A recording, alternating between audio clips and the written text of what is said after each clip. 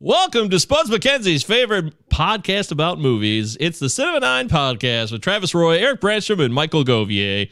Well, the dog humps a blanket next to me. We're glad to be here for you. And we're going to talk about 2007's The Mist. Does it hold up or not? We'll find out later on when we do that in the show. And we'll have quarantine viewing picks. We have no email this week either. And if I can please beg of you to give us a 5-star rating on Apple Podcasts, that really helps the show. It makes a difference, and we'd be really grateful. If we get one a week, that's like a real bonus. Just one a week. Travis Roy, when's the last time you reviewed a pod? The last time I reviewed a pod was What This Pod Means to Me by somewhat recent guest host Brian Seymour. That was the last pod I reviewed. That was a legendary show. Yeah, right, Eric? Yeah. That was a lot of fun.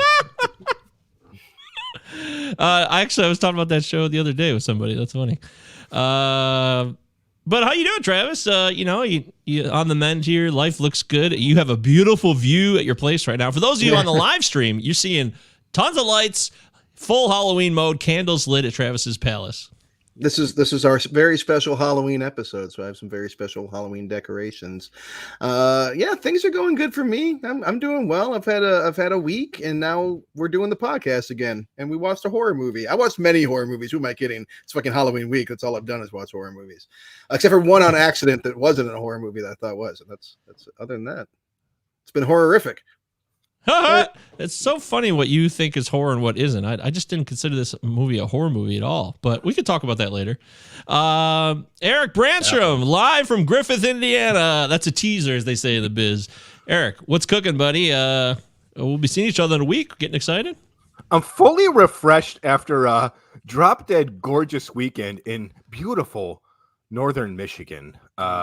We got the family cabin up there, and I'm telling you right now, it's spellbinding. If you've never been to Michigan's Upper Peninsula, it's like another world, man. You look out on Lake Superior from the bluffs of Pictured Locks National Lakeshore. It's like being in the Mediterranean Sea. It's so beautiful. I recommend anyone check it out. Podcast. Have you ever been to the Mediterranean? I would love to.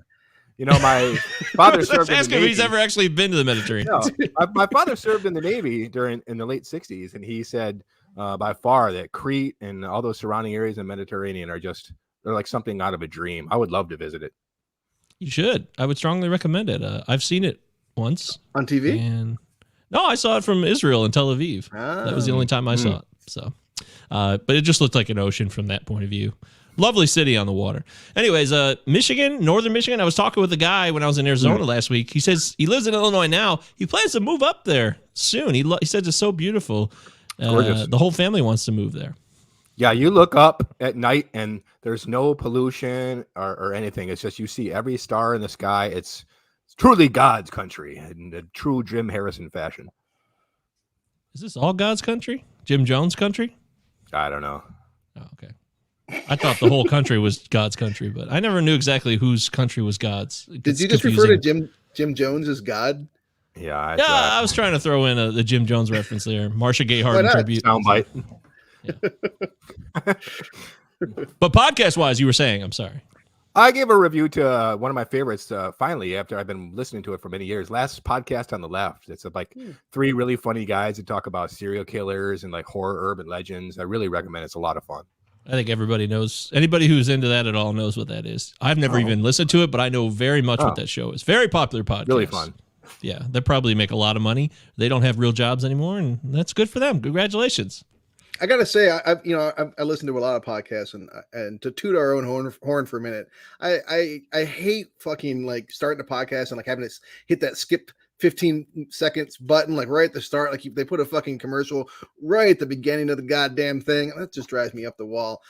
Any commercials, but if we ever get a big enough listener base, don't get me wrong, we're capitalists. We'll monetize the hell out of this, but monetize. Funny you mentioned that. Monetize. I did want to pause to talk about how delicious this Menage a Trois red blend is. Available at your local grocer. Really good fine wine. Everyone should pick up and purchase with their hard-earned dollars. So quick little ad there. Oh, I watched a movie this week that had a $2 Chuck reference in the film. $2 Chuck. Remember Charles Shaw? Yeah.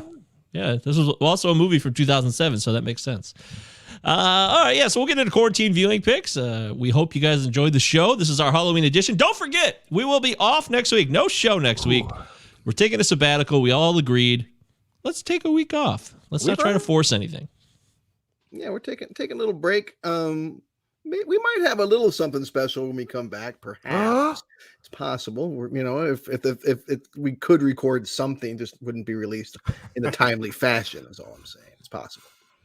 Wow. No, it's possible. I'm not saying it's happening. I'm just saying it's a possibility. If perhaps three dudes were together for the second time since they started this podcast, maybe they'd want to record something together. That's an idea.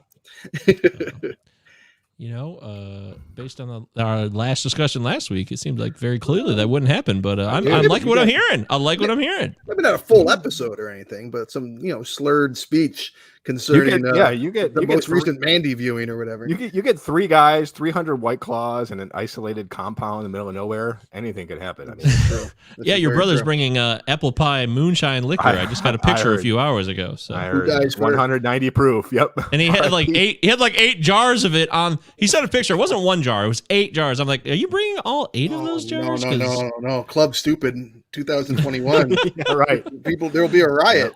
I guarantee it won't get finished. It won't. So, anyways, scary stuff. I do like those homemade, flavorful moonshines. My sister-in-law makes one too. It's pretty tasty, I admit. But it could be trouble, as they like to say. Someone always says, "Hey, that can get you into trouble, though. It tastes so good." People said that. All right, yeah, they did. Someone said, I don't know, I'll do something. All right, so let's get to quarantine viewing picks. Travis Roy has command of the board. Travis, what have you been watching? Is it all Halloween based or no? There was one non-Halloween or non-horror movie I watched this week, and besides the one that was, I guess, kind of horror. But I watched Dune from 2021, of course. Okay. Did you guys watch this movie? Have you heard of this film? I have Dune? not had a chance to see that. Yeah, that takes a time and a half. Yeah, it's an undertaking. Yeah. So, Eric, you haven't watched it? What do you think? No, not yet. I'm not ready yet. I mean, I feel like there's something wrong with me because I just like it. I don't want to tattoo the fucking screenplay across my face or anything. I mean, the response that people are having is almost off-putting. It's like the depth. Oh, wait, what's the response? People fucking love it. People fucking love it. People love it. And they've announced yesterday, I think, in our time, they announced a sequel, which is good, but I find it astounding that a movie of this stature was made without a sequel already in the works. It's incredible, right? Because if what was all that was in the end, I mean, you're looking at half a movie. I mean, it's very much half a movie, it's a long half a movie too. But people are really, really enjoying it. I of course liked it, well made.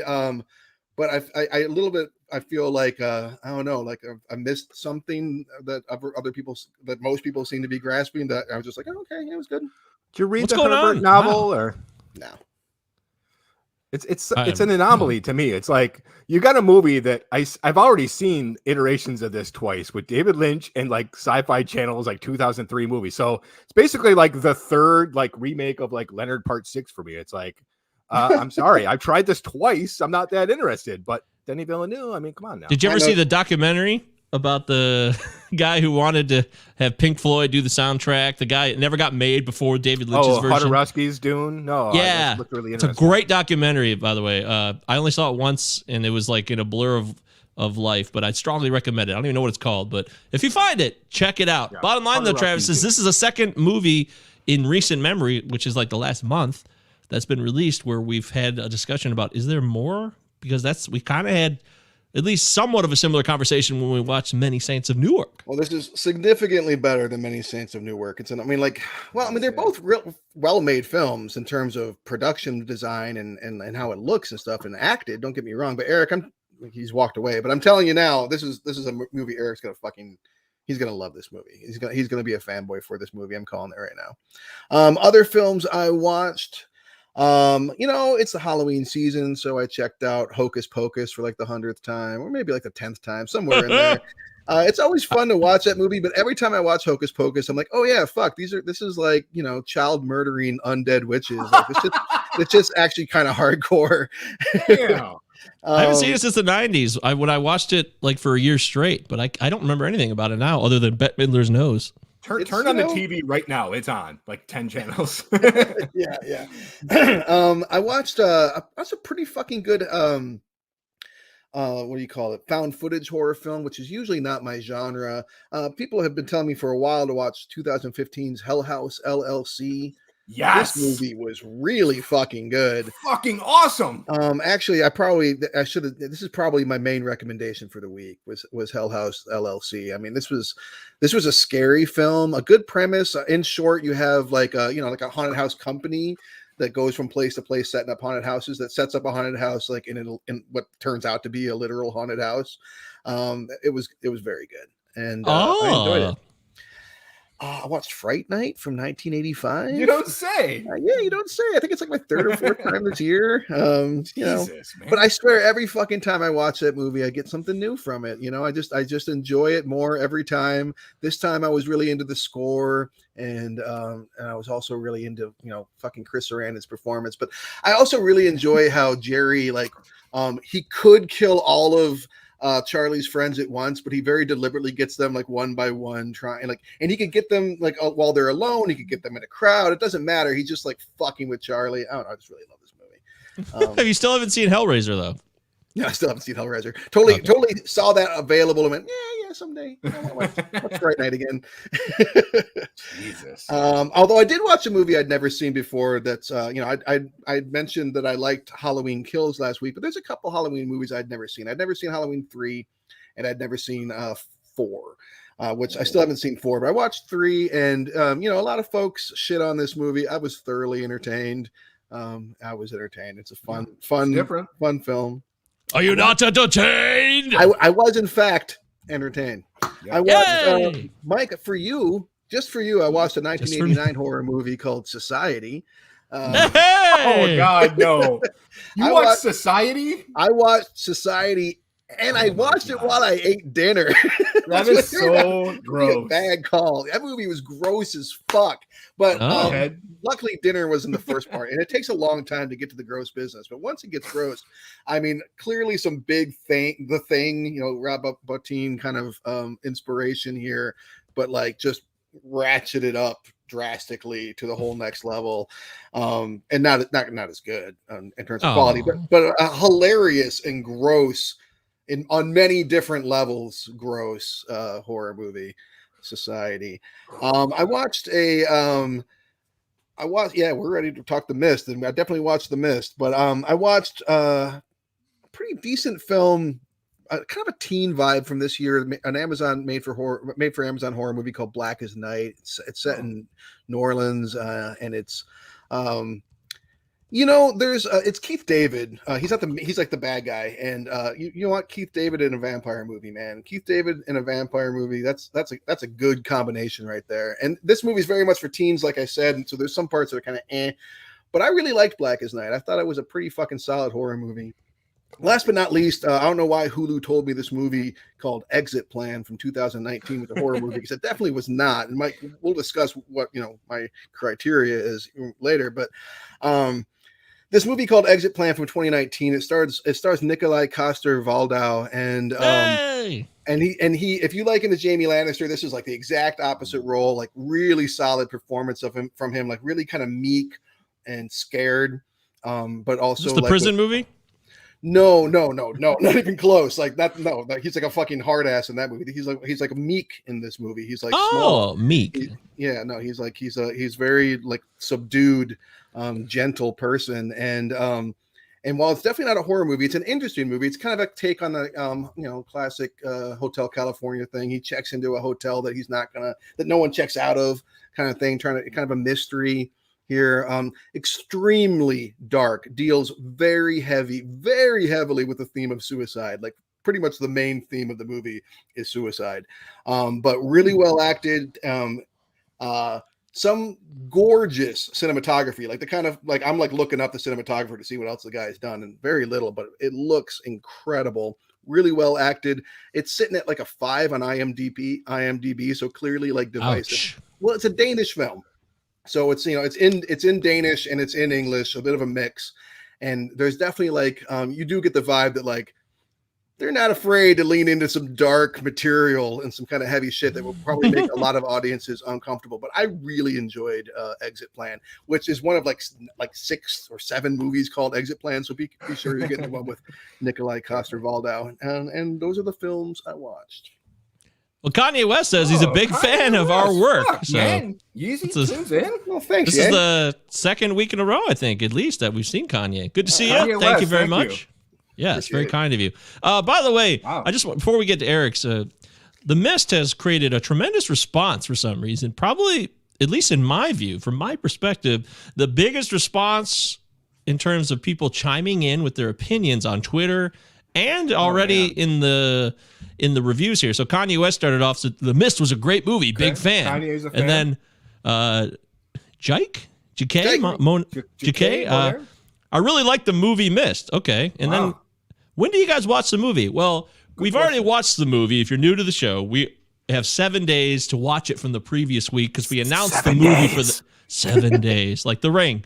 And we watched the movie between episodes. So if you haven't watched the movie yet, it seems like you already have because you like the movie The Mist, then we're going to talk about it in detail in about 15 minutes after Eric does his quarantine viewing picks and I'll do mine. So I watch it religiously Wednesday nights. We record Thursday nights at 7:15. I watch it Wednesday night so I can digest it for 24 hours. Yeah, me too. Well, yeah, everyone's got their own routine. There's no doubt about it. But there's also Derek says, I bet Mike loves The Mist. Well, I haven't even said anything yet, so we don't know. We don't know yet. Nothing to. It's just interesting. I mean, we got Mike who doesn't like horror movies, and we got Travis who is an unabashed huge fan and very protective of The Mist. What will happen? We'll see what happens when we do that. Apprehensive coming into this. Yeah. Yeah, but that's how the show works. So we do our quarantine viewing picks, which started during the original quarantine of COVID. That's why we call it that for those of you that are new to the show. And then we share what we watch and we recommend a few movies. And then we get into the main event. We spend about 45 minutes on the movie that we're focusing on. So that's how it works. All right, Eric, please continue. I often ask myself as a huge horror movie fan, what the first horror movie I ever remember watching is.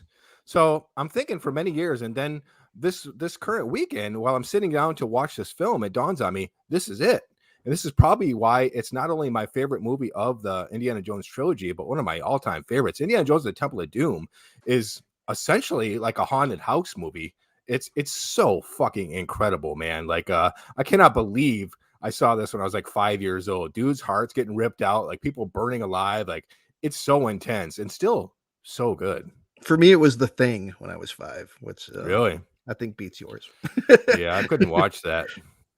Thank you, Kanye West. Yeah, Thank you, celebrated Grammy Award-winning artist Kanye West. We appreciate it. Yeah, it's all about Travis's decorations, though. People are loving it very much. It really is. That's why I'm doing it in a different location than I usually do. I figure I'll show off my Halloween. Real quick, going back to it looks great. Stop. There you go. There's a ghost. Going back to Travis's commentary on Dune, Miles wants to know: is it worth watching the '80s Dune? I mean, for camp reasons, I wouldn't know that. I don't know that I call it a good movie, but it's worth seeing for as a cultural kind of, relic. Yeah, absolutely. On stars. Especially if you've watched the new one and you're a little bit younger or newer, and you want to go back and compare. I think it's fun, especially because there's only so much Dune available to you. 3. There's 3 Dune. Well, 2.5. Yeah. Oh my God. You know what? I told you I would do it very soon after our episode, and I went back. Last of the Mohicans. It's fucking unbelievable, man. And I watched it again because my cabin's right next to this beautiful. So you found it. You did find it. Yeah. I apparently own a DVD. I will watch this DVD. No matter what, I will watch you again. No matter what occurs. Fucking awesome, man. I'm so glad I wasn't like, oh shit, what was I thinking? Incredible, man. Other than that, I watched a few more that I've seen a million times. E.T. It's been a hell of a long time. Gorgeous movie. I was actually going to recommend that as a Halloween movie because that's the. Really? I was thinking what has Halloween in it besides Halloween? It's like E.T. There's a whole big day. Yeah. They all go. Karate Kid is another good one from the era. That's true too. Call, man. Yeah, 80s Halloween. Yeah, Butch Cassidy's. Fuck, what can you say? It's one of the best screenplays ever. Top 5 screenplays ever written. William Goldman. Kiss the Girls. It's been a hell of a long time since '96's Kiss the Girls, and in theaters, I remember really enjoying this. And in fact, I really fucking love Morgan Freeman in this movie. I wish we would have seen more of his Alex Cross. A Long-Time Spider, not that good as far as prequels are concerned, but he was really solid as this detective. And I dug the film, man. Carrie Elway, Billy Zane as the voice of the killer. It's fucking fun. Nothing? All right. Nah, no thanks. No? I'm glad you liked it. Speaking by of the way, Travis is getting a huge amount of love here. He needs a lineup for his beard and like your hair. I don't know if that's like an inside joke. Do you know this person, Travis? Because they seem like they know you. So yeah, you know Jake Moner? They like my hair. Is this my hair? So yeah. Sorry, Eric. Yeah. Travis has fans. I tried to watch. Oh my god. Have you ever seen this movie, Quigley Down Under? Of course. Did you watch any horror movies? What the fuck? It's Halloween week. Dude, I didn't have access. There's no cable at my cabin. There's just like all the movies I've seen a million times. I tried to watch fucking Quigley Down Under. It's fucking stupid. Her Alibi. Did you have that one too? I don't understand how this is a film. Like literally Mr. 3000?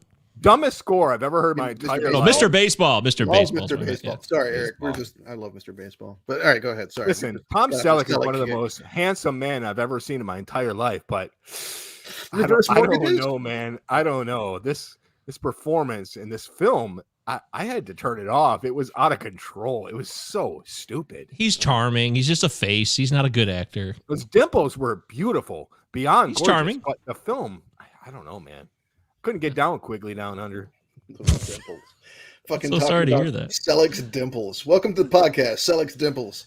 Actually, it's a kind of a reprieve because usually people just talk about his mustache. So if anything, it's a fresh take. I will say that. I'll take the dimples over the mustache. Other parts of the man's face, they exist. Beautiful blue eyes too. That's it for me. All right. Oh, that's not what I expected either, Travis. Yeah, I'm surprised. But you're stuck up there. Even if you're in your cabin, there should be old horror movies on VHS or something. I don't know. A lot of westerns. Magnum P.I. is a gorgeous man. Yes, he is. He's handsome. I admit that freely. Very handsome. All right, so I definitely got down on some film this week, and I made sure I started doing a list again so I wouldn't screw it up because I've been making some mistakes recently. So let's get going with this. I saw Drill Bit Taylor. You guys ever watch this movie? I turned it off, man. I turned that movie off. It's written by Seth Rogen and I believe Goldberg. It's the team Dude, it's written by John Hughes. What? Yeah, it's written by John Hughes, and those guys did a polish on his original script. Oh shit! John Hughes. It's not mentioned. Okay, well, it's not mentioned in the credits. So Edmond Dantes. He uses his pseudonym for that one. Check it out. But I mean, it doesn't even mention that. So I'm pretty sure I missed that. But wow, that's a fun fact I didn't know. It's not very good, Travis. You're right. I don't know how I didn't turn it off, but I stuck with it. It's got Leslie Mann, which brings back memories of the debates we had on This Is 40 about her career, and this is an Apatow production as well, so shocker. But Owen Wilson's, he's just so great. He's great in this He's great in this role in this movie, and Danny McBride, early Danny McBride, plays like his homeless sidekick. It's pretty funny. Yeah. I mean, it's just a funny. But it sucks because like the kids are the focus, and I'm just not into these kids at all. That's why I turned it off too. Yeah, you just weren't like. Yeah, they're nerds. Okay, you're nerds. Sure, we know that story. I know they just weren't magnetic. I was just like, I'm not feeling it. So, Stephen Root's in it, and he's always good for a laugh. But that's about it. Not a good movie, I would say overall. I watched a movie called Blue Caprice. Did you guys ever catch this one? This is on Showtime. So if you want to go back in the Showtime archives, man, it's intense. It's about the DC snipers. Remember the DC snipers in 2002? Yeah. Yeah. Fucking crazy. Yeah. And it just took me on a wormhole, hours and hours of research on Lee Boyd Malvo and John Muhammad, the guy who basically brainwashed this kid who was abandoned by his own mother in Antigua and brought him to America. I mean, it's just really sad. I feel terrible. I know this kid murdered people, but he was a kid. It's fucked up. It's really fucked up. And this is not a documentary. This is a drama. And stars Isaiah Washington as the main John. Shit. Yeah, it's Muhammad, like the guy who brainwashes this kid. Creepy good casting. I mean, he's scary. And Tim Blake Nelson's like his scumbag partner too. So it's really, I really want to recommend Blue Caprice. It's not just about like each individual shooting. It's really about the genesis of how they get to that point. mixing in like actual 911 calls too. It's weird. It's like reality and all supposedly authentic stuff that they talked about. So, wait, real 911 calls are in there? Yeah, like in the beginning, in the credits, they have all the real 911 calls, and then they kind of mix in one or two later when there's a couple shootings. But Matt Wilson says, if you ever watched I, Sniper on the Vice channel, it's a great miniseries. I did not see that one. So. No. Dark Side of the Ring is on Vice, though. Check that out. It's fucking unbelievable. He's always got to get that one in. But there's just it's a senseless murder spree too. So it really fucks with people's heads, and it really is wild shit. It's just I could talk about it for hours. Maybe we will at the feast. I watched a movie called Crisis. This is a brand new movie starring Armie Hammer and Gary Oldman, and it's about the opioid crisis. It's a vignette, and it's based in Detroit too. So it's like, oh, okay, in Detroit and Canada border, and the stuff coming across. And Gary Oldman plays a scientist who's trying to this company's trying to get approval for this drug, but he knows it's bullshit and all the stuff he goes through. Greg Kinnear's in it too. It's pretty solid. It's a rock solid film. I would give it a solid thumbs up, and I recommend it. That's also a Showtime venture, I believe. And Eric, how many bites of human flesh would you give it? I would give it what's the max amount of bites? I don't know. Ask Army. 95 kilos? I don't know. No shit. Eric, I watched Game 6, Michael What'd Keaton you think? movie. This is weird, man. It wasn't anything I expected it to be. It's a it's bizarre based on film. a play, so it's just so odd. But Yeah. really interesting. It kind of haunts you. As a sports aficionado, and Game 6 of the 86 World Series is a classic, legendary Boston failure. And so I was drawn into that part of it. For the movie. That's how little I know about sports. No, that's all real footage. Like everything you're watching, that NBC footage is all real, and all they got the rights to all of it, so they mixed it all into the movie. And I don't know, it's still kind of a weird movie. Robert Downey Jr., Michael Keaton, great in it. I don't know. I have mixed feelings about it, but I wanted to let you know I watched it. I watched The Adjustment Bureau. Did you guys ever see The Adjustment Bureau with Matt Damon? Yeah, not great. Yeah, it's kind of bland, right? Yeah, Forgettable. I mean, it's fucking Philip K. Dick, and it's forgettable. It's amazing. Oh, so funny you mentioned that, because I watched Paycheck. I'd never seen Paycheck, which is another Philip K. Dick story. Yeah. And it's not very good. No, the title says it all. That's why everyone signed on. But it is shit. It's shit. It's famously horrible. I didn't know it was that bad. See, I remember it coming and going, but it's Payback. Hate Paycheck. I never saw it. I mean, despite Dick in his involvement, it just has a reputation for not being a great film. So I just didn't waste my time. Well, Jake Bonaire's checking in again. You guys should all get together and do the podcast in one place. We would love to do that. We are not opposed to that at all. If you don't know, Eric lives in Griffith, Indiana, though, and it's a little tougher for him to make the trip to Michigan all the time. But we will do that soon. I assure you. So that was weird. Paycheck was trash. I'm sorry I watched it. I saw the Fantastic Mr. Fox. Never saw this. I always avoided it because it was like, I don't get as excited about animated stuff or whatever you want to call this. It's not claymation either. It's like a weird animation. Stop motion. It was good though. I liked it. I really enjoyed it. It was classic Wes Anderson, but it's like fun stuff with animals and like being human beings. I like that stuff, and I enjoyed it very much. George Clooney, good job. I watched 1999's Best Man, which is like an all-black cast. So it stands out at the time for that too. And I've always liked this movie, and I always love putting it on. I just think it's really entertaining. Like the debates they have. Terrence Howard is great in this movie, and Taye Diggs. Remember Taye Diggs? Like he used to be a thing, man. And this was like at the height of Taye Diggs' power.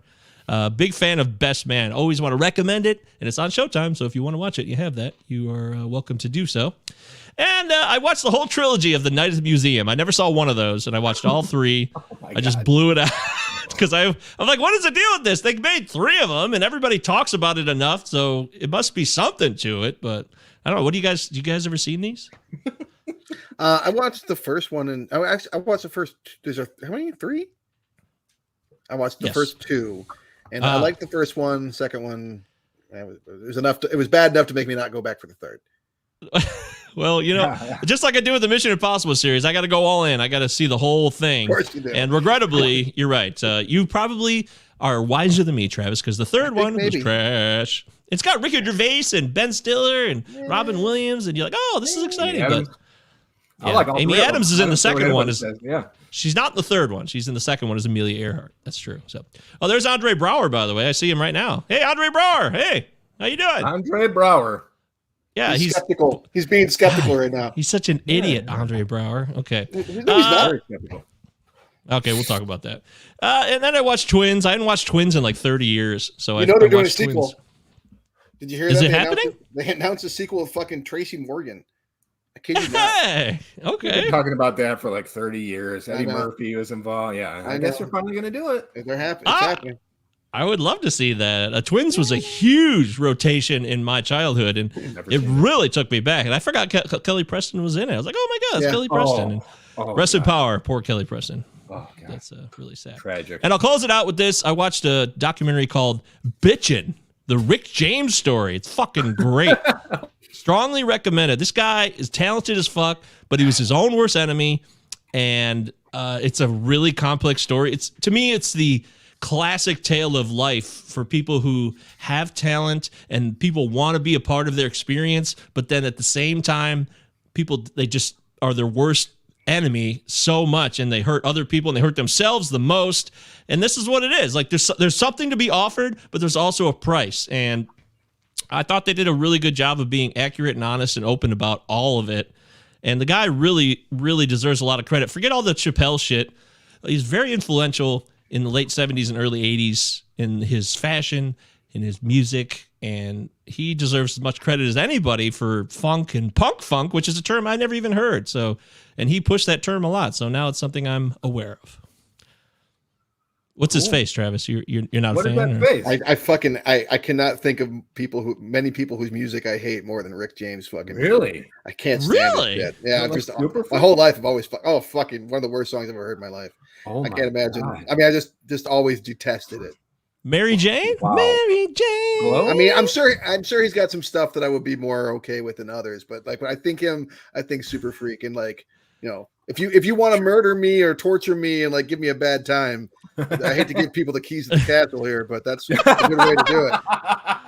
That song is shit, and even he's like, that song is trash, but it made him a ton of money. So yeah, I'm with you there. So maybe I should dig a little deeper into my Rick James, but I just because I like funk. I like funk a lot, actually. And you like to dance. He's got a lot of danceable stuff. So I think my dancing days are over, bud. I think they are. What are you talking about? No, you were dancing a couple of months ago to Inside. So come on, it's not over. Oh, this is true. That's true. This is true. Saying. All right, there it is. Quarantine viewing picks. Thank you very much. That's what we watch this week. So that's what we recommend. And take it or leave it. You can do as you please with it. All right.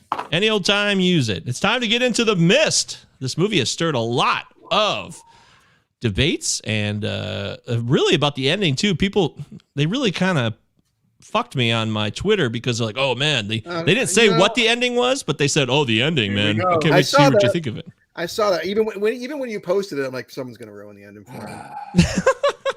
They didn't ruin it, but they certainly put like a lot of pressure on it. So you knew something was coming. Yeah, that's fair. That's very fair. I wanted to share this quick tweet, which was on our Cinema 9 Pod Twitter, which you guys can hit us up at Cinema 9 Pod on Twitter and follow us. This is from Dick Thickrod. That is his name. I'm not making it up. The thing I don't like about the movie, if you watch for it especially, is the little kid being conveniently asleep during virtually any scene in which he would have had to witness the worst parts of the horror. That kid would have been wired all night. Decent movie, though, 7 out of 10. Awesome. Sincerely, Dick Thickrod, who actually lives in Westland. Many people know that, so he's a local. I think that there's some merit to that. I mean, there is a few scenes where he's conveniently asleep, I guess. But also, like, the kid is, you get the sense that the kid is pretty well traumatized. And like if you're traumatized, there's a lot of ways that you can respond. And I don't think that like bouncing off the walls necessarily, being bored like a kid would be one of them, like being kind of catatonic makes sense to me. But I get his criticism. Yeah. Okay. That's cool. Well, we'll talk more about that too. I'd never people don't talk about this movie in my world. This was very foreign film to me. Even last week when you brought it up, I'm like, oh, what the fuck is this? And I was surprised. People talk about it in my world, dude. It's a classic movie in my world. Well, please share us. Give us your first experience with The Mist. I can't wait. Oh, well, this is actually one of the few films that we've done that I have a real sharp memory of the first time I viewed it, because I went with my girlfriend at the time and a guy that I was friends with at the time, who I was like, oh, you like, he kind of like invited himself along. I was like, oh, okay, that's kind of interesting that you want to, right, sure, we can do like a, you know, the three of us thing. So we go and we see the movie, and the movie ends, and I'm like, that was fucking incredible. Like, oh my God, like that was how bold, blah, blah, blah. And, you know, our friend is like dead silent. And then my girlfriend at the time starts going on about how terrible it was. And he's just like, yeah, oh, so terrible. Fucking hated every second of it. Just like, you know, matching her like word for word. I remember like, huh, that's weird. Like a few days later, I found out that he was like really actively trying to sleep with her and like steal her away and shit. So I have like this very vivid memory of this piece of shit doing that. But it was definitely one of those occasions where I'm like, is like, what's going on that I'm the only one to appreciate this movie? Because I think, you know, like, but that ended up being the case. I think this is one of those movies that if you like the movie, you probably like it a lot. And if you don't like it, it's you're disturbed by it. Eric, what about you, buddy? I'm sure you saw this. 2 words, Frank Darabont. I mean, we're talking about an unbelievable filmmaker. Even Majestic aside, I'll give him a pass. When he makes another movie, you get to the theater immediately opening night, as I did. Walked out of the theater, blown away. Loved it. Loved every second of it. Could even appreciate the ending. I got a lot of thoughts about the ending, but we're talking about something that was a game changer in 2007. After 7+ years of torture porn with the Saw franchise and the Hostel franchise. Yeah. Finally, somebody gets back to basics and makes an actual fucking B-grade horror movie worth a good goddamn. And let me jump back in real quick, Mike, before we get to you. Also, this is one that I had this is one of the very first Stephen King stories I'd ever read. I read this novella when I was, I think, 9. And like it was my one of my favorites growing up. Like I was just like, it was something I was really actively wanting a movie for. I was always like they make these other Stephen King movies. I'm like, make the fucking Mist. Yeah. And then they finally made the Mist, and I'm like, okay, my expectations are high, and they exceeded them. We were big Skeleton Crew guys back in the day, Travis. You and me were like Survivor type and the Mist. Yeah. Yeah. Wow. Well, yeah, Mist is different seasons, but yes. I don't know about that. But that's the Body, Winter's Tale, Shawshank. Oh no, yeah, I was thinking of Bat Pupil. You're right, because I was looking into that recently. That's that. Incredible novella. One of the best novellas out there. Yeah. Wow. Yeah, well, I never saw this movie, so I have nothing to report. This is my first viewing. So let's go into the IMDb. I did not look it up. I don't know what the score, so I'm really looking forward to guessing the score on this one. I can't avoid it. It's everywhere. I didn't mean. Well, I'm going to say this is a 7.7. It's high. That's high. I believe it is a 7.1 or something like that. 7 or 7.1. Oh, wow. You got it? Well, that's shocking. Yeah, 7.1 exactly. I mean, in the 7s, that's good, I think, for I mean, there's not a lot of movies, honestly, horror movies that make it much higher than 7. And before we get deeper into the into exploring this film, I really got to know what is it about this movie that makes you feel that it's not a horror movie? Well, to me, it's a suspense. It's just a semantic terminology. It's just, to me, it's very a suspense-driven movie, which horror can be suspenseful. So, but the first thing that comes down to me is this is a suspense thriller. But I mean, there's supernatural elements. It's literally a creature feature. True. Yeah, I don't get that. Once you see a monster, it's horror. It's horror. Period. Yeah, but they try to ground it in reality with the military creating this thing, so it might not be supernatural. That's what I'm saying. Byproduct of the story, though. That's your opinion. That's why I'm saying I didn't see it that way. Yeah, I mean, this is like we talked about this recently on the show. Is like the how capacious horror as a genre is, and it can be so many different things. So I do agree that there's like suspense elements and that kind of stuff, but like, and arguing genre is like Angels on a Pinhead, but from my point of view, I mean, like supernatural or at least otherworldly elements combined with creature feature kind of stuff, and people trapped somewhere fighting these fucking things. That's like classic horror to me. Yeah, that makes sense too. It could also be an action movie, but I don't. It's fine. It's horror too. It's not horror. It's just something that didn't come to mind immediately for me. Okay. But then again, I'm not that guy. So what the hell do I know? Nobody would ask my opinion anyways. We are literally asking your opinion. You are hosting a fucking podcast. People in the know of horror. Dozens of people. Tens of people. Dozens. People are saying. The handfuls. People will listen to this. On Rotten Tomatoes, 71% from the critics and 65%. Yeah. The audience kind of pooping on this a bit. I mean, it's a solid score, but it's. Is that my dogs? No. Can't find the guy with the squeaky toy. Can't find the squeak. So let's see what the critics have to say about The Mist, 2007 film. Hey, here. Hey, Yoshi, come here. Give me that. Here, go to bed. Oh, yeah, I love you. Yeah, that's how I handle dogs. Nope. Go to bed. I love you.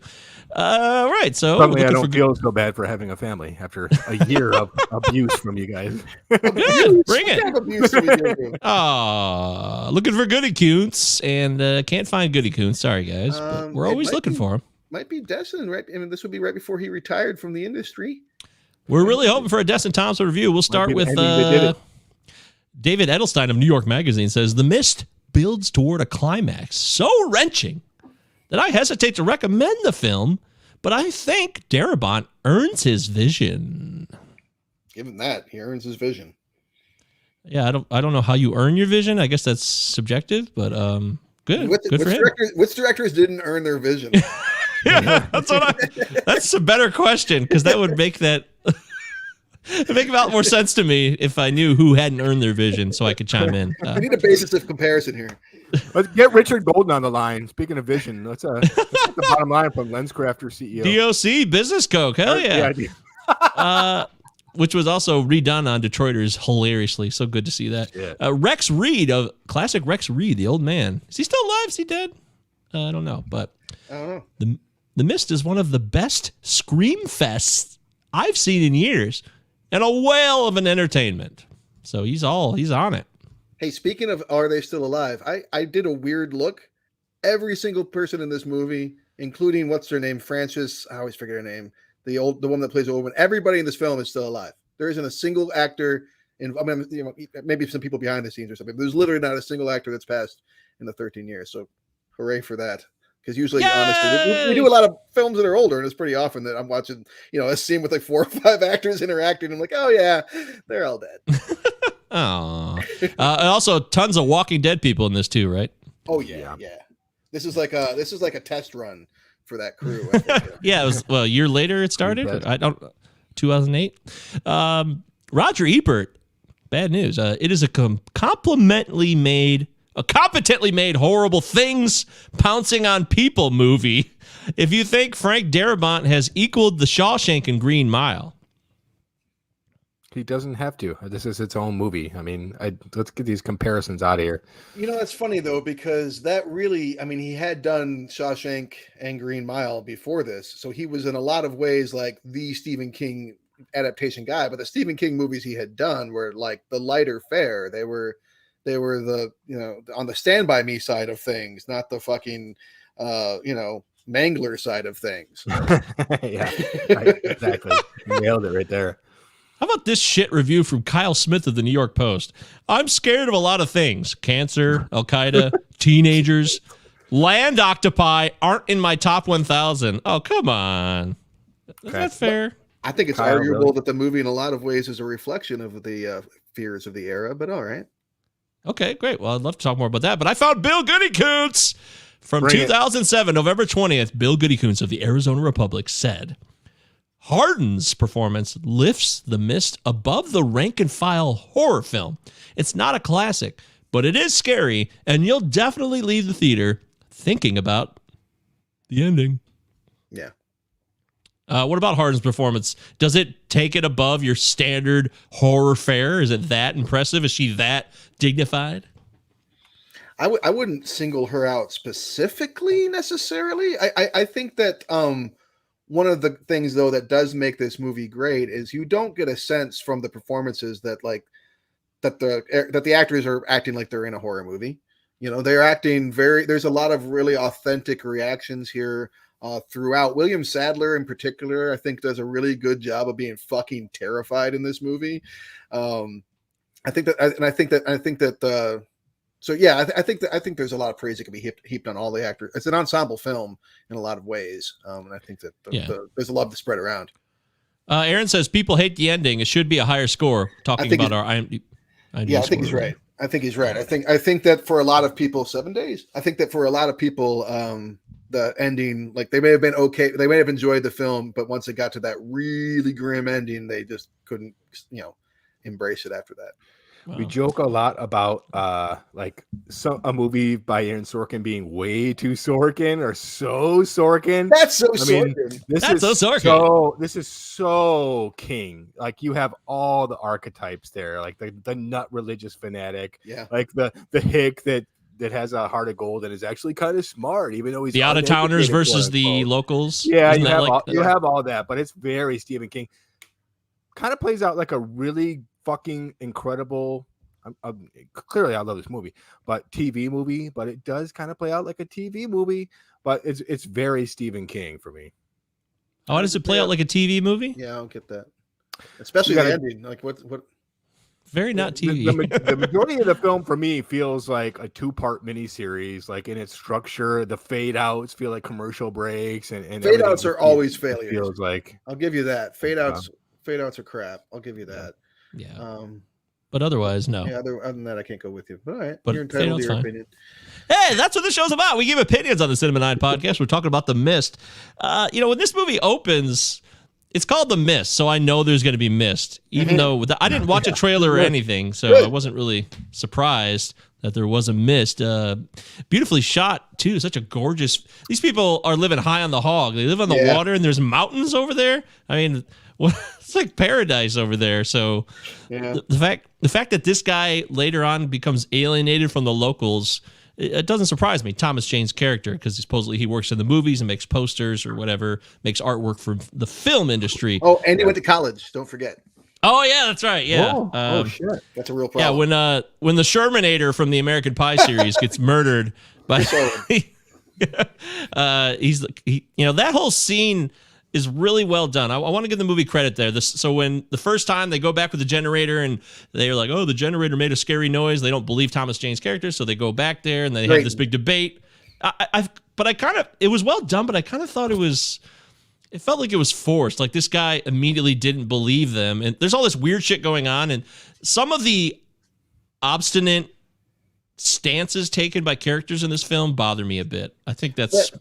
But you have people dying of COVID still in hospitals denying that they have COVID, right? I mean, like, I think that when you're dealing with a terrifying and unprecedented kind of thing, a lot of ways the mind will just recoil and people will fall back into obstinate, disbelief. I mean, like I find Norton, the neighbor character played by Andre Braugher, extremely relatable and believable, not least of which because when we're first introduced to him, he's screaming profanity and a machine that won't work properly, which I do constantly. But I'm the neighbor. Oh my god, I can't. That's everything I'm doing. Just like fuck you. So God help my neighbors. But I think that his reaction through most of the film is honestly how I think I would react to a lot of this. Right. He's very disbelieving. He's very self-assured. He's very like, no, there's whatever's going on. Like, this is not what's happening. I mean, I find he also feels alienated, and he's also a black man. And you don't like us out of towners, do you? Yeah, that's a lot of code in that. That was nice. Well done. That's a good point. Yeah. But it bothers me though that's it. He goes out. We never see him again. Yeah, I kind of like that. Actually, why? For a couple reasons. For one, it kind of harkens back to the short story, the novella, in that the end of that book, to give that away, the characters just go off into the mist and you don't know what becomes of them. So so it's kind of a reference, I think, to that. And for two, it kind of like it gives you room to be like, well, maybe they fared as well as Melissa McBride's character, right? And that the actress's name, the short-haired one who leaves and comes back at the end of the film. Like, maybe they did better than you think. You kind of like, who knows? Or maybe, I kind of like the versatility of the narrative that you can play with for them. Okay. Eric, you have any thoughts? I think it's all but hinted at that they bid it. So, and for that respect, I don't like that he pretty much took like the only other 4 black people that were in the store along with him, and they all had to go immediately. But other than that, like, I think it was eerie, and it set the stakes really well. A character you agree with, for the most part, like you understand his side of things. He's the disbeliever, so he goes out there and it's over for him. But it's a little murky, but effective as hell. And Andre Braugher's performance is fucking fantastic. Well, that's what it is. Yeah, he's a strong character, and I miss him. Like, oh man, this guy's not involved anymore. I guess I'm bummed. It doesn't bother me. I'm just like, oh, this sucks. Andre Braugher's a fantastic actor, and it is a loss, I guess, when he goes. But to me, what the movie's about more than anything else is factionalism, right? It's how people respond to situations, or even if you just put them together. Remember, Toby Jones at one point says, "This is why we invented religion and politics, is to kill each other," And so what I like about the movie is like the movie starts and there's like chaos. Well, for one, what I like almost most about this movie is that like 2004's The Dawn of the Dead, it's like, hey, everything's normal, and then in an instant, like we have all got to fucking, adapt and see what's going on here and survive this bizarre situation.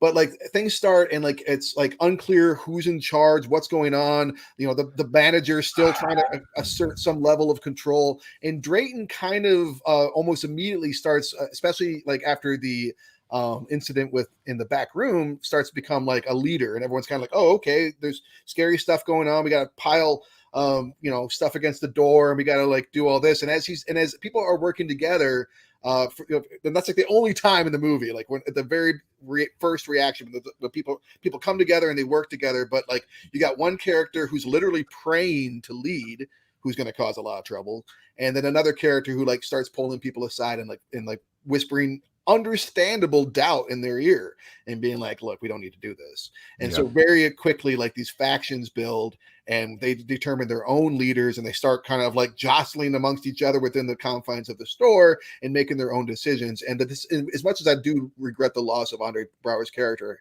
I think that the decision that they make in the film is logical and motivated by all of what they're doing. It's a great performance by Marcia Gay Harden, no doubt, but it's just unbearable, man. I knew you'd hate it. Yeah. I definitely was fast forwarding through a lot of her everything she was saying.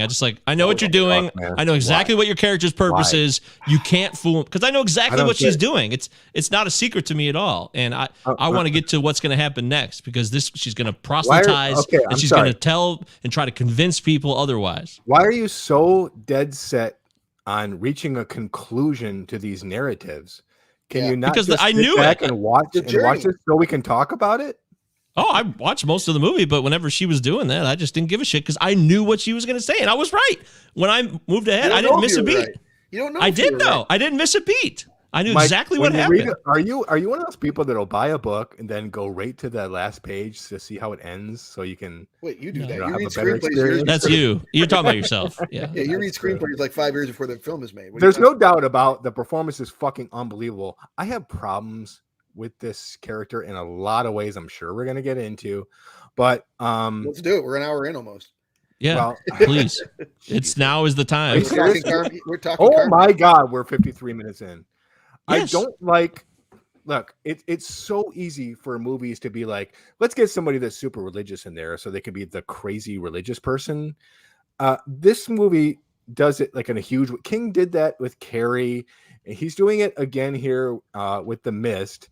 And it's a little icky for me because people feed off their media, and you watch a movie like this and you're going to be the type of person that's like, yeah, all people that like are religious are fucking crazy, and they're immediately going to go from 0 to 11 in this sort of situation. And that's not the case. In fact, her character, Miss Carmody, she's pretty much right about everything that she predicts. I just wish some of the other characters. Is she? Some of the other. She's right about one thing. What do you mean? Well, I mean, everything she predicts happens. If you watch the movie again, you'll see that. I've watched it 10 times at least in my life, including last night. So refresh my memory. Besides saying that the demons, the beast will leave us alone tonight, which they do. What other things does she predict? I'll give you the biggest one. As soon as they sacrifice the boy and Thomas Jane kills his own son, the mist dissipates and they all leave. Which is why I can accept that ending. Okay. That's interesting. Wow. All right. I just don't like these characters that are these so-called fanatics that you immediately dismiss. If they would have written the character as someone that we could probably get on board with and be like, she might actually have a point here, instead of showing their cards and saying this is a scientific experiment going wrong, it could have made for a more interesting conflict within the characters that did decide to join her faction. Good point. I think you've got some strong points there. I also think that this, for the realism that this is grounded in, it's obviously still very fantastic, and there's some exaggeration taking place with these characters on both sides. But I do think that when it comes to that 7.1, which again I think is fairly high and respectable, if that score is suppressed, I think that a lot of people would also be turned off by the kind of anti-religious nature of this film. Yeah, they also did a good job of what they failed with her character, Eric. They did a great job with Ollie's character, Toby Jones's character. Yeah. People dismiss him as this bag boy bozo, but then it turns out he's a sharpshooter, and he can very much be very useful to all of you. And that's how you do it. I love that. Love Ollie. So that's another thing about the film is that the pecking order collapses and then is being reordered. Like the manager's trying, you're drinking beers, Ollie, and he's like, how about you shut the fuck up and listen for a second? Because you're the fact that you're a manager, you are not in charge of this place. These fucking aliens are in charge of this place, Ollie Jones, or Ollie's character, the character Ollie played by Toby Jones, is easily my favorite character in the film.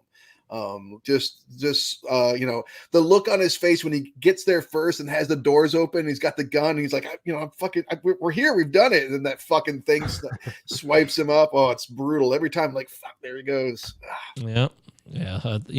I knew a few people were going there, and I want to mention the grounded realism in this movie really took the movie up a lot from me. I really felt like this was almost like a Dark Knight realism scenario with a fantasy element, or a fantastical wild element, obviously supernatural element, because they're it's grocery store of the movie. It's really funny, and because they're in this grocery store for most of the movie, and the way those two guys hang themselves from the military, which were shown.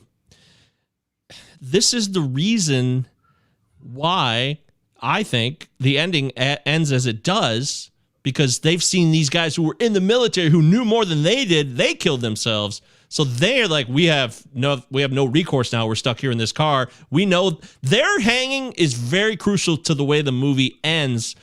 But if the military did what it did and got through and was saving people and was clearing out brush, the military guys should have known that they were capable of doing that to some respect. So I got beef with that. I got an idea sort of too, which you made some good points there, but you've also got my mind thinking about, because I hadn't thought about the fact that they see the soldiers kill themselves, and that kind of motivates them to kill themselves. That's an interesting take. One of the things in the book that made it into the movie, when they do drive away, they do see a giant moving across, and to me, I realized last night watching them, I think that's when they really lose hope.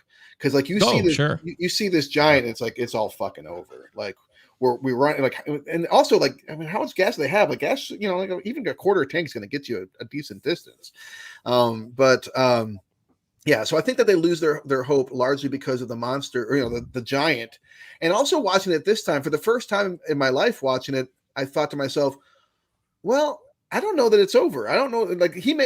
Things may have been they could have been saved. The four of them had he not done what he did and shot everyone in that moment. But I don't know that the world is saved. I don't know that this whole situation is taken care of and over at all. I used to kind of not at all. They've taken, the military stepped in, they're taking care of it. But watching this time, there's no stopping that fucking giant. But the mist clears up so much too. All of a sudden, there's mist around the car, and then all of a sudden the mist goes away too. seems a little convenient. You could still be going through there, killing aliens and trying to survive with the mist still very much being there. Yeah, somehow the army's presence is driving the mist itself away, and I've never really felt right about that. Yeah, I agree. Like the fire, I guess, is doing it. Maybe, I don't know. If only he turned the radio on. If only he'd left the gun. If only he left the gun. He barely reached for it, and he barely got the gun on the hood when the monster was coming at him. Yeah, that's a good point. And he puts them all at risk when he opens the door anyways to get the gun, which is something else I hadn't really noticed before. Like, he does a pretty, like, he makes a lot of good choices, but he makes a lot of bad choices too. Going to the pharmacy is a bad choice, and he loses that crowd after that. Like, they all start turning to Carmody. That's why I like him. Like, he's very fallible. Yeah, absolutely. The fucking flaming mop, and Jeffrey DeMunn calls him out like, "Good idea, you idiot! You almost burned the fucking place down." I love a fallible protagonist. And he's much less fallible than he was in the novella. He's like a straight up prick in the novella, which they had to back up on that some, but like there's more prickishness to him than I think I realized before. Like the fact that he's consistently leaving his son alone with like strangers, even to deal, so that he can feel like he has agency in the situation, which not great. And his ideas are sometimes helpful, sometimes not. Yeah, and he's also like, maybe if he means to or not, it's kind of a misogynist view he has. Like, here, he leaves the child with the woman quite all. Here, let me handle this. I think you're right. I'm thinking that stuff too. But I also, thankfully, I had to stop and be like, okay, let's prioritize things here. I mean, it's easy for us to be watching a horror movie, but if you are a David Drayton and you're actually seeing like demon bats and all this fucking shit, you're going to go into killer moths. I think they call it reptile brain. Yeah, it's basically a fight or flight. You're not thinking about, oh, should I leave my son with a woman that I'm kind of attracted to? Oh, what if we come on, give me a break. No, you prioritize, right. And I think David, for the most part, does the right thing and everything he tries to do. Well, I think he's well intentioned in everything he tries to do, and I definitely agree that you're right. Like, he's responding. He is in trauma mode, responding to trauma kind of mode, and he's thinking way more clearly and way better than most people around him. But I still think that and I say this as someone who's not a father and never fucking will be, but my thinking is that like my first priority if I was in that situation is I would never for one instant, I mean, I wouldn't leave my fucking dog. I would not leave I'd be carrying around my dog the whole fucking time because I'm not going to trust that some little creature thing is going to crawl up on her. So God knows how I treat my kid. I just wouldn't. That's a great point. But like it's a succession thing. When you're trying to protect your kid, the window is the priority. The window that's the tunnel to that thing or person is the priority. But yeah. Interesting. And ultimately, he makes this promise that he keeps, which is so grim, that he will not let the monsters get him no matter what. Yeah, that's true. He does keep the promise. Never, I got to tell you, it's been a long time. I'm talking months. I can't even remember the time that I was more satisfied. Really? Than when Ollie shot her through the fucking head. I knew you were gonna love that. I not only audibly made noises by myself sitting here, I clapped multiple times. I was actually shocked. I was like, oh, yes. And the dog freaked out and everything. And I loved it. I fucking loved it. That's when the movie really drew me in. Like, oh, yeah. This all tracks. I figured that you would fucking hate her and that you would rejoice when she was killed. Hey, you know me well, man. Hey, call it like it is. That is definitely... I knew I didn't like her, but I just didn't think she was going to get murdered. And so that was, for the first time viewer of this film, it was so cool. It was so refreshing. Everything was at stake here. Nothing was out of bounds. And that's why I really bought in at that point. The reaction is fucking fantastic. There's no like Schwarzenegger one-liner. He says that like basically the threat has been eliminated. Yeah. I don't know if I like how David says thank you. I think he would be well, Jesus Christ. I love that. I really like the thank you because there's literally no other way they get out of that situation. He knows. He's thanking him for saving his son. Really, thank you for diffusing that situation, because she's not like an unarmed woman. She's holding a knife. She's wielding an entire crowd. They killed the military kid, so they already saw what they would do. They were a major threat to them, a physical threat. There's literally no other way out of the situation that I could possibly imagine. With neutralizing her is the only way to do that, and killing her, and their life is at risk. So Ollie's completely like justified in what he does, but he still is like, I just shot a woman who's like not holding a gun, you know? Like, exactly. So that's why he like tries to explain himself. And he's like, yeah, that's why I said thank you. Yeah, let's just leave it, Ollie. We got bigger fish to fry. Exactly. Yeah. There's a context and there is a hierarchy. You said earlier, Travis, everything collapses here, but there still is a reordering. Reordering. That's fair. Okay. And I love that. And then after that, I'm just like, when the movie ends and all that shit happens, I was, like I said, they set me up on Twitter by saying the ending. Didn't tell me what it was, but it kind of ruined it because Thomas Jane's screams, which are, legitimate. This guy's really trying to authentically and realistically have a traumatic moment. He just killed his own son and other people, and he's in hell. He wants to pull the trigger. He tries to pull the trigger. There's no bullets left, and he knows it too. But he still goes through the motions. It's tough. Yeah, but that's why the fucking military fucks it all up. It's so stupid. I mean, even watching that last night for like the dozenth time, or whatever, I could just feel my face be like, oh my God, this is so hard to watch. Yeah. For me, as soon as they introduced the kid in the beginning, I'm like, you fucks. Like what? It's a cinema sin to kill the dog, let alone the fucking kid. I'm sorry. It's not just that the kid dies, the father who's protected him the whole time. Yeah. I mean, I think that would have really worked on paper. That's a great old Henry Ambrose Bierce type of thing to do in a story, but for me, it's such a fucking cruel ending for a visual media for me that it just doesn't work for me. I'm in that camp. And the mom just gets completely ignored. I mean, they stop by for a second, but like, I feel like she should have been mentioned more by them while they're in the grocery store. Like the son would have been really panicking about, Mom, we left Mom there, Mom. But it's mentioned, but it's not. Yeah. I just felt like it would have been more of a priority and a freak out. If anything, I find it more very convenient that she's like webbed up in the front window so they can just drive up and be like, oh, there she is. Let's keep going. Isn't that nice? We didn't have to get out or maybe go around. There it is. Yep. I was definitely doing that too. Yeah. Oh, man. Very different Mark Isham score here. Like this is Dead Can't Dance 1991, host of the Seraphim. That's like that so whole much track. Dead Can't Dance. I remember Dead Can Dance. I had a Dead Can Dance t-shirt back in the 90s. Yeah. I do remember that. But I didn't realize that was them. I always thought that was Isham, part of Isham's score. So that makes a lot more sense. I'm like, wow, that is such a fucking departure. Yeah, absolutely. Okay, thank you for that. But you're right. When the trucks come by and the woman first left in the beginning to save her children, and she called them all cowards. Right. Yeah, she called them all cowards. She got her kids out. I love that. I mean, my problem is the comeuppance comes. There's no comeuppance. I mean, you got Thomas Jane, a hero, who's doing the whole entire film doing what he thinks is right. Yeah. He has to suffer. The fucking army should have been the one that failed, and yet they take out the threat. How about the motherfuckers back at the store who survived? The butcher, the fucking, like all of these horrible people. But you know what? This is and I've said this recently about other horror movies, so I feel like I'm reusing this word a lot, but it's a fairly nihilistic film. This is very much, you're like, we're in this fucking fishbowl together. It's a total fucking crapshoot. No one gets what they deserve. No one gets what is coming to them. Yeah. For better or for worse. You're just fucking flailing about, and we'll see what happens. And it's very much that kind of movie. So it's another reason why I'm kind of surprised by the high score, because it's not a satisfying movie, despite that satisfying moment of Carmody's death.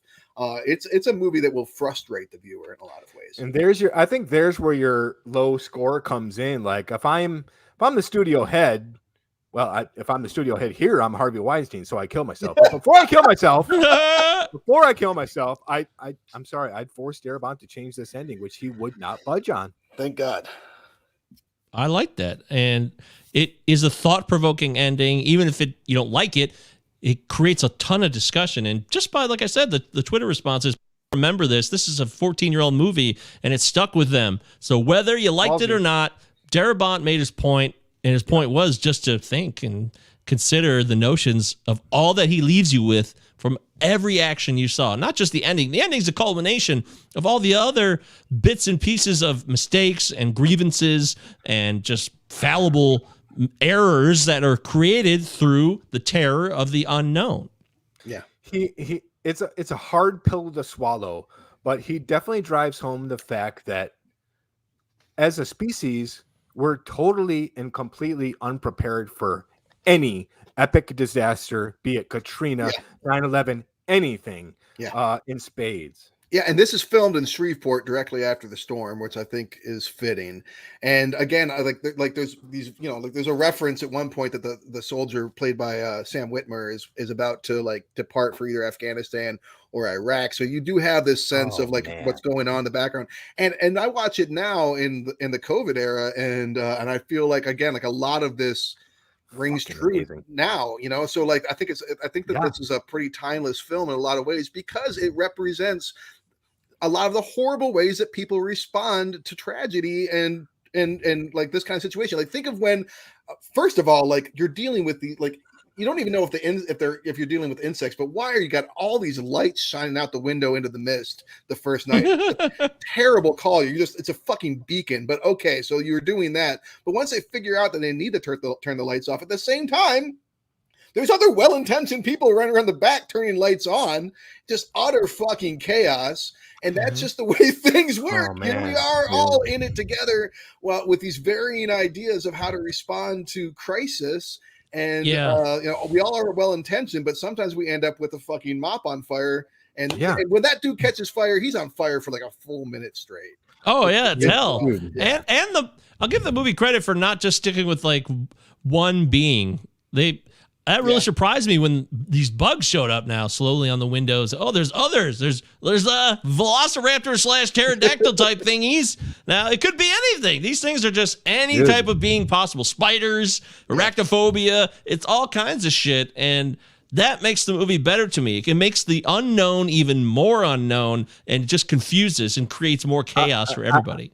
I'm sitting there watching it last night, and I kind of wish it came out here during these current circumstances, because I don't think it's any, well, I'm not sure either way, but I don't know if it's any intention, if there's an intention to set it in a grocery store where it's a place that's filled with consumers. And are these the people that decide that should pay the ultimate price, the capitalism aspect? And you talk about COVID. I mean, you walk into a fucking Kmart, if there is one, and you don't have mask on, I hate to go here, but you are just as likely to get dragged out like Sam Witwer on your way to fucking Golgotha, like in that incredible scene, if you're not doing what they think you should be doing. Not if you're shopping in Livingston County, but I don't know. It really depends on which place you're talking about, because you're just as likely to get shit for wearing a mask. But I got a question for you guys. You're going into the pharmacy. Okay. You are not Ollie, so you don't have the gun. Which weapon do you pick? Do you pick the axe? Do you pick the crowbar? Do you pick the fucking stick with a knife taped to it? Do you pick the sharpened stick? The sharpened stick that Jeffrey DeMunn has? He kills that spider. I mean, that came through in the clutch with the spear. Give him credit for that. Dude, the fucking sharp stick ends up being the best weapon out of all of them, because the axe gets carted off like nothing. And then I feel like the crowbar would be really good, but you put it in the hands of William Sadler, so they ended up, losing it, I guess. I don't know. He doesn't he also the lady get had bitten? The fucking torch fire. No, he was okay. He gets like stabbed with the thing. I felt like he got wounded by it, but I guess it doesn't infect you. That's another thing about this. It's such a mystery. Like, if you get wounded, are you infected by something? Because these other people are like living beings taken over by other that chick Sally blew up like Marty Short in pure luck. Well, that's one of the things I really love about the movie too, is that these are not evil creatures, really. I mean, they're just animals. They're animals. So literally you have two animal kingdoms colliding, and they're just behaving like animals do. And so there's a different reaction. There's some of them are going to be poisonous, some of them aren't. It's like any other animal kingdom, which I think is really cool. Yeah, I wanted to mention the pacing of this film. I wanted to give it credit because it goes right into it, but it also sets the tone where people think they have a handle on the situation early on. So it it doesn't move too slow, but it also doesn't go way fast where it would seem kind of fraudulent about how some people turn one way or another. It does a really good job of saying, okay, well, we occasionally had a serious storm, but we're going to go get some stuff from the grocery store and we'll be okay. And it slowly but steadily changes. And I think the pacing of this film is outstanding. Really well done. And I think it could determine whether this is a good movie or not. It could really change the film. I 100% agree with you. Yeah, we got a 2-hour and 5-minute movie. And that first 90 minutes clips along incredibly.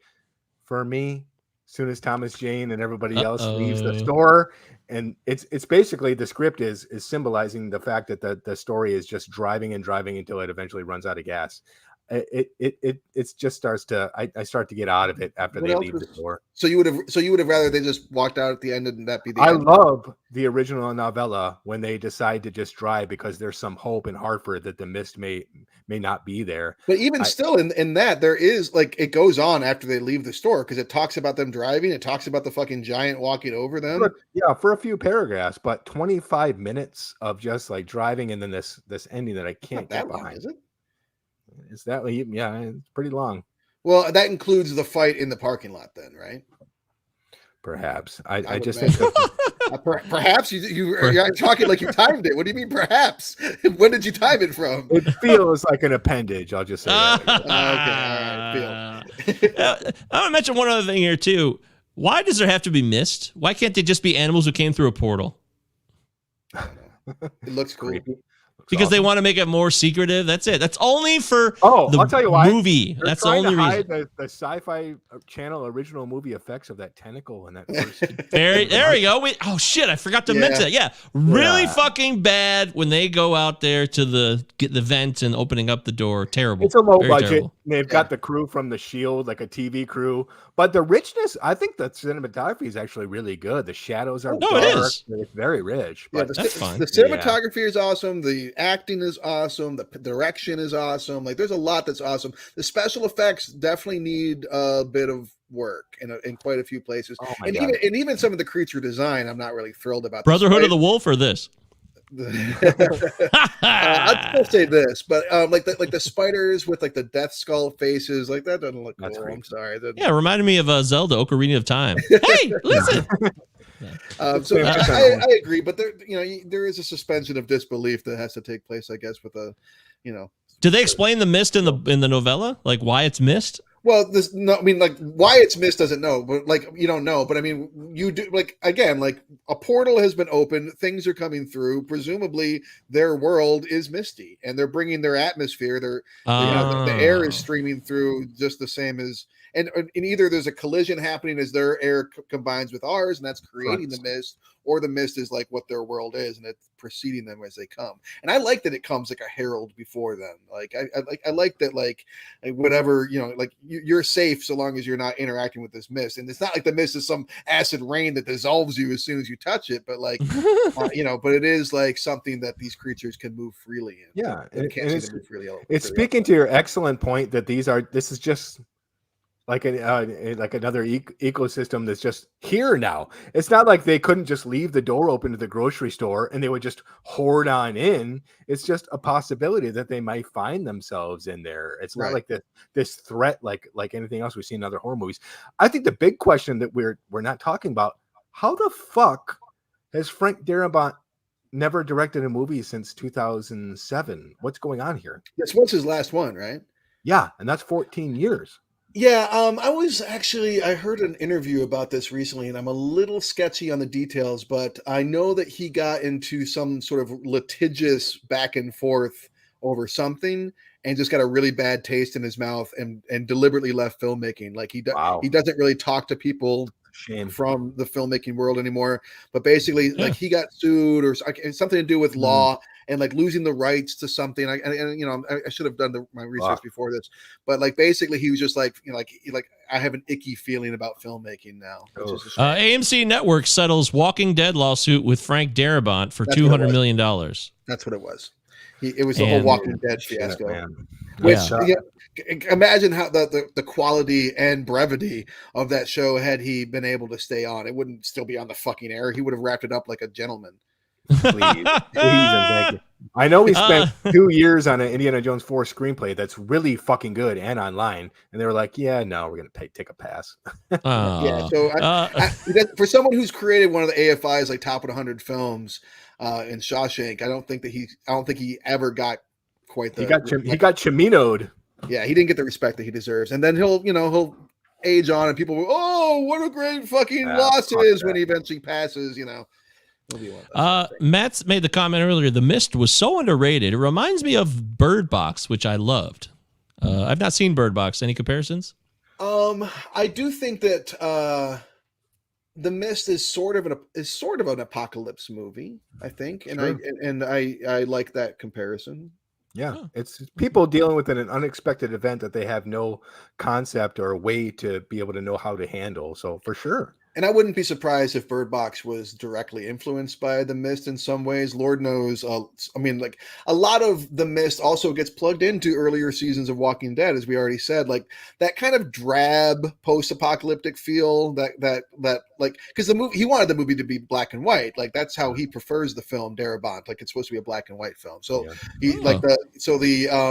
it's shot to be easily converted to black and white film, and it kind of feels that way. There's a very lackluster kind of color to the film. I love how we have another Silent Hill deal here with Jacob's Ladder. Silent Hill is clearly influenced by that, and yet The Mist visually looks a lot like the Silent Hill video game on PS1. It was a lot of fun. I mean, so interesting visually.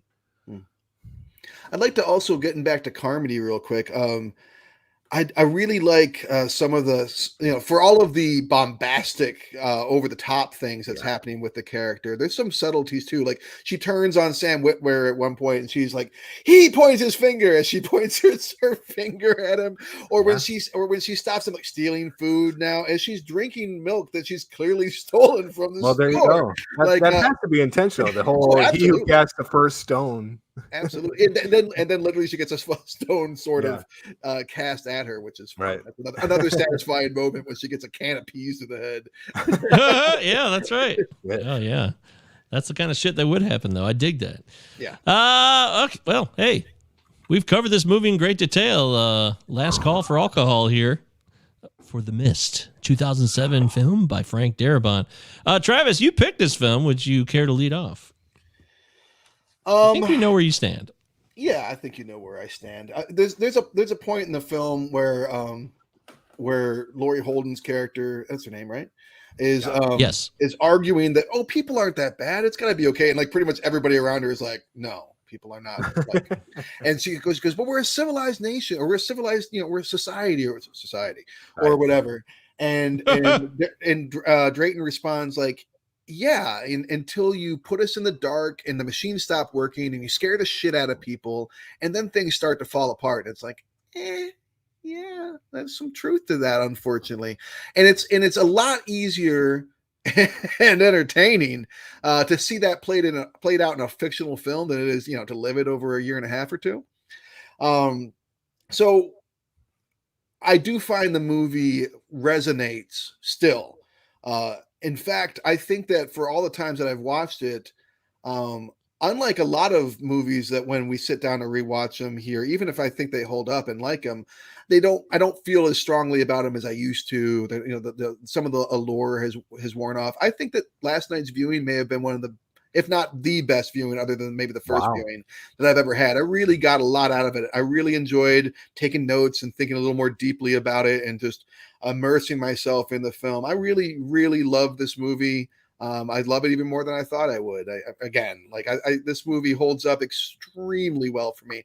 And I'm glad that I chose it, because part of me was like, maybe I'll feel a little differently about it. I didn't think I was going to like suddenly hate it or anything, but it had been a good, 5 years since I watched it or so. So I was due, and man, I fucking love The Mist. All right, who's next? Me or you, Eric? Go for it, Mike. Go for it, dude.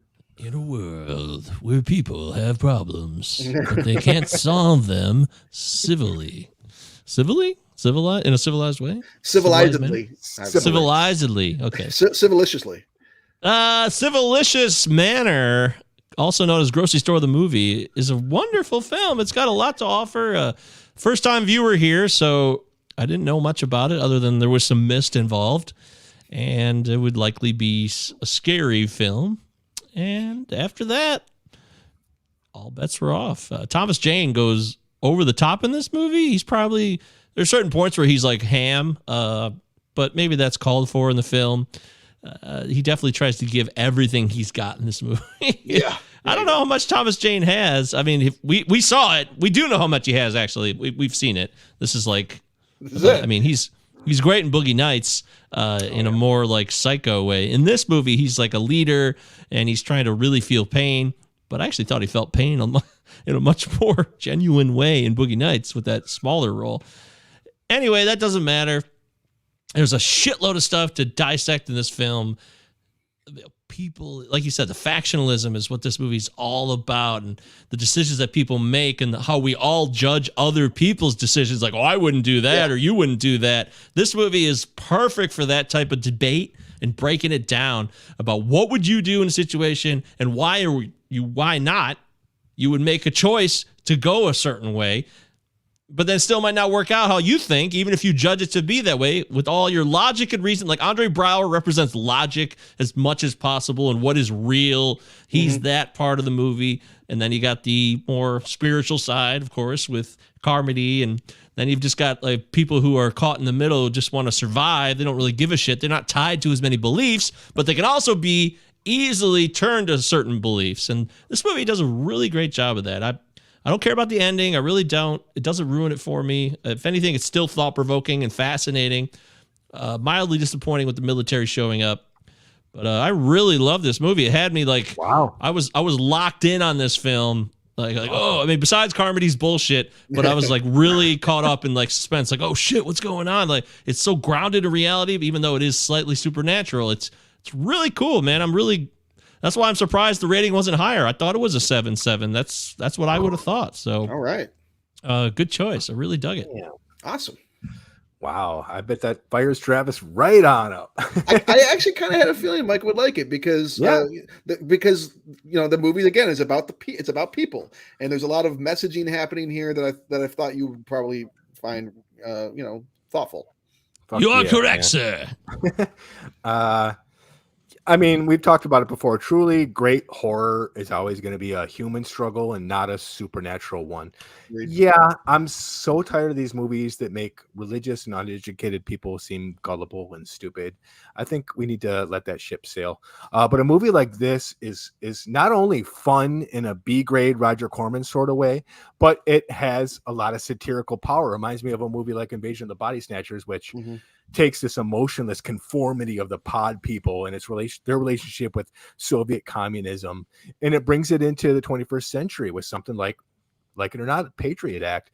The movie is about perseverance in the face of seemingly impenetrable odds, and you've got technically a fucking incredible effort at a time, 2007, where horror needed a fucking jumpstart. And Frank Darabont doesn't get enough credit for the work he does, not just with Stephen King, but in terms of his directing. It made you think, man. Like it or love it, like it or leave it, man. It'll definitely make you think. I fucking love the film, man. Holds up completely. All right, 3 holds up. I'll say like it or love it. These are your options. That's a clean sweep for The Mist, 2007. Congratulations to The Mist. Also, I thought The Majestic was Peter Weir. It seemed like a Peter Weir movie, but that makes sense. That's another one either I turned way. off. It still sucks. I turned that shit right off. Yikes. That's a bad movie. All right. So we hope you enjoyed this episode, the Halloween edition of Cinema 9 Podcast, Cinema 9 Pod at protonmail.com. Give us your feedback. What do you think of The Mist? You can always chime in the live stream like everybody who did today. We had a lot of comments. Thanks for all the commentary and for the newcomers. Great to see you. You can connect with the show on all standard podcast platforms. Also the YouTube feed. We do these live streams.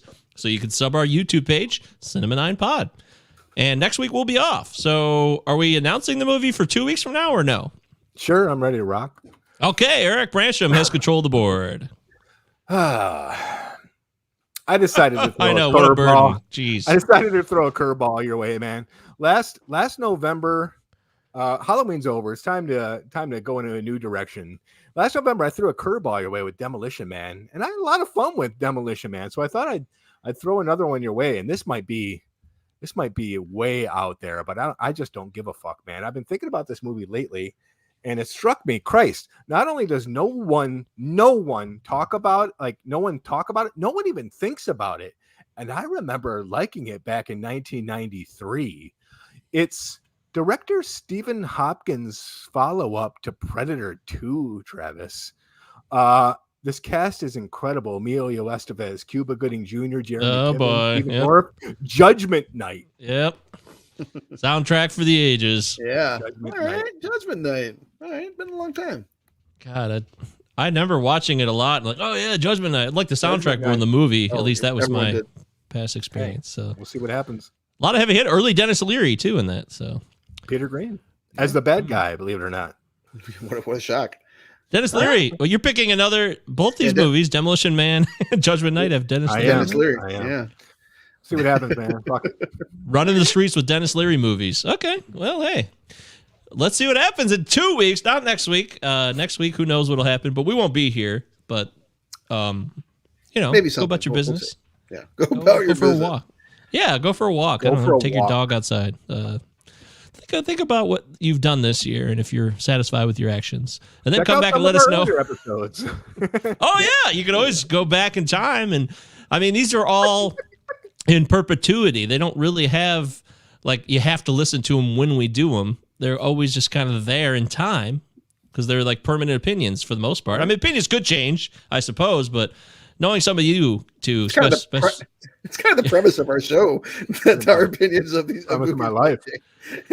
they do from 25 years ago, yes, but over the last year, probably not. But they could change. But the point being is that what we talk about with the movies, they're evergreen. They're always there, so you can listen to them if you love movies. We got 82 episodes, so Our 82nd episode now. We're Lot to break rounding down. the base towards 100. I wonder what we'll do for 100. Maybe we should have like a I don't know, do a live stream Freddie got from fingered? a mountaintop or something. Freddie got fingered. That's a joke. The movie That's a joke. itself. All Maybe we right. could do like a, I don't know. We got a lot of ideas. If you guys have ideas, send them to cinema9pod@protonmail.com. But until then, Clip show. we're off. We're going to enjoy ourselves next week. We're going to see each other in real life and looking forward to that. It hopefully will be a wonderful time. And until that day, for Matt Wilson, who says Judgment Night was a great Judgment underrated Night. movie, soundtrack was unbelievable. Yes, Matt, you are correct. Travis Roy, Eric Branstrom, Michael Govier saying, thanks for tuning in, and we'll see ya. I hear something. What? Something fucking weird.